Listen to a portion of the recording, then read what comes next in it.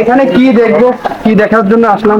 এই যে আম গাছ, হ্যাঁ। তারপরে এই যে এই সাইডে অনেক অনেক অনেক সুন্দর জিনিস আছে তো। তাই তো, দারুণ দৃশ্য, খালি মাটি। আর তাছাড়া আর বসার জায়গা আছে না? আরে গান করতে পারো। গান কিভাবে চলো ওই করবো সাইডে বলো? যাই, ওখানে দিয়ে একটু বসি। চলো যাই, দেখি।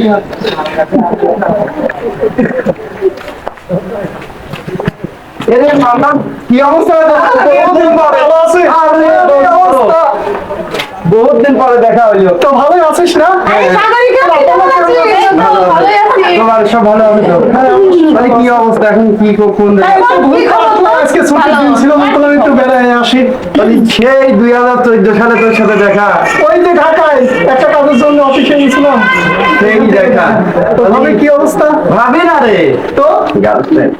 আরে ম্যাডাম কি আরে রিলেশন করি, রিলেশন। তাই? কে? বুঝতে পারছিস তো? আসসালামু আলাইকুম, ভালো আছেন? হ্যাঁ, ভালো আছি। কি গোসল চান? আমি সাগরিকা। ও থ্যাংকস। তাহলে আমার পরিচয়টা করে দিলে না? আমার বন্ধু মান্নান, একসাথে লেখাপড়া করতাম। সে এখন ভালো একটা লেভেলের আছে, ভালো আছেন না? ইঞ্জিনিয়ার। আলহামদুলিল্লাহ, ভালো আছি। আপনি ভালো আছেন? বর্তমান সে ইঞ্জিনিয়ার, রাস্তাঘাট সেই বেড়াই। আচ্ছা ঠিক আছে। সেই ইঞ্জিনিয়ার, তুমি কি? সে এখন পড়ালেখা করে ইঞ্জিনিয়ার হয়েছে, আর তুমি এখনো কোনো চাকরি করো না। না, আমি চাকরি বাকরি করিনি। আরে চাকরি করবে, চাকরি করবে না এমন কোনো কথা না। সবারই তো ইচ্ছা আছে কিছু একটা করা, বড় কিছু করা। আমি যখন প্রতিষ্ঠিত হয়েছি, ও একদিন হবে ইনশাআল্লাহ। বসি আর তর্কি বাদ খাবে। এখানে এখানে তো গরম লাগছে, চলো, কোথায় যাবে?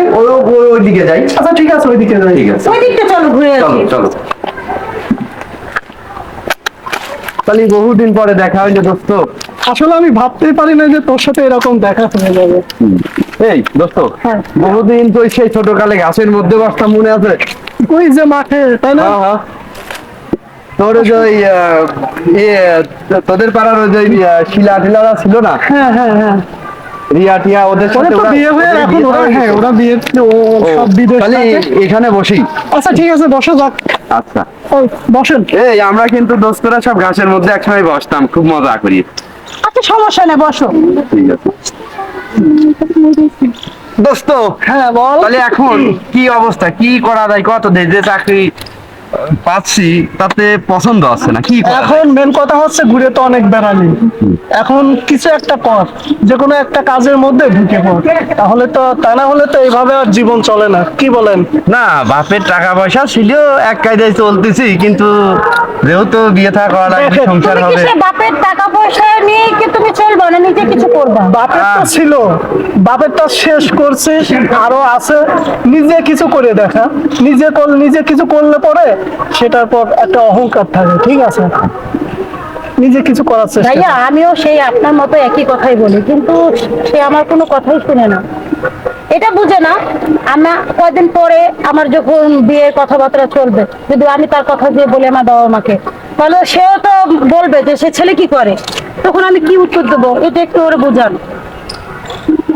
আচ্ছা মান্নান, আমি ছাত্র তো খারাপ না, না, তুই তো যথেষ্ট ভালো একটা ছাত্র ছিলি। তাহলে আমি যে বললাম যে আমি তো যে কোনো যেখানে সেখানে কাজ, যে কোনো আসলে job করতে পারি না। এত দূর লেখাপড়া করে ছোটখাটো কাজ তো তার দ্বারা সম্ভব না, ঠিক আছে?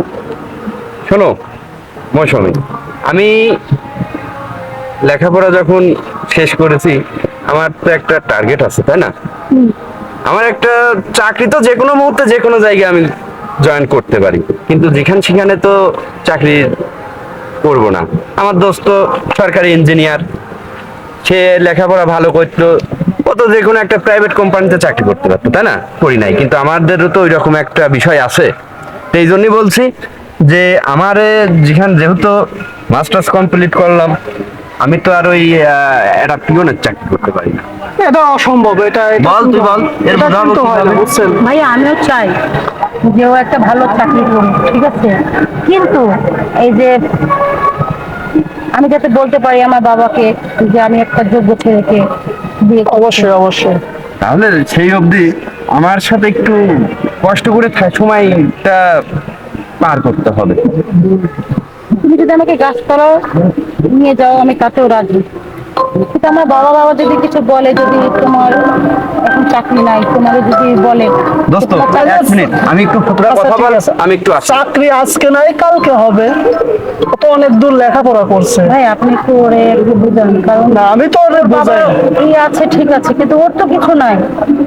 আর আমার বাবা মা জানে যে আমি একটা ছেলের সাথে আমার রিলেশন আছে, কিন্তু সে এখনো জানে না যে কার সাথে আমার রিলেশন আছে, ঠিক আছে। তারপরে যদি শুনে যে সে বেকার, তারপরে কিন্তু একটা সমস্যা হবে, তখন আমার বিয়ে দিতে হবে, পাবে না, ঠিক আছে। শোনেন,